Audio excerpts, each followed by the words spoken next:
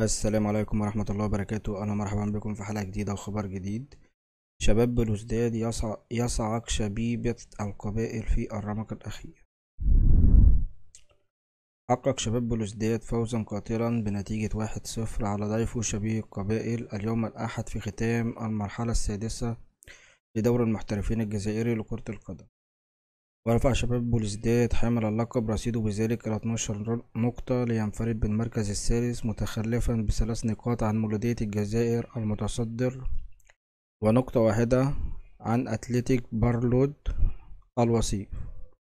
في المقابل تجمد رصيد شبيبة القبائل عند 7 نقاط في المركز الثاني عشر، وسجل المدافع معاذ حداد هدف المباراة الوحيد في الدقيقة 91 بعد خطأ فادح في وسط دفاع شبيبة القبائل. وبكده يكون انتهى الخبر. اتمنى ان عجبكم، متنسوش دعمونا باللايك والاشتراك وتفعيل زر الجرس، والسلام عليكم ورحمة الله وبركاته.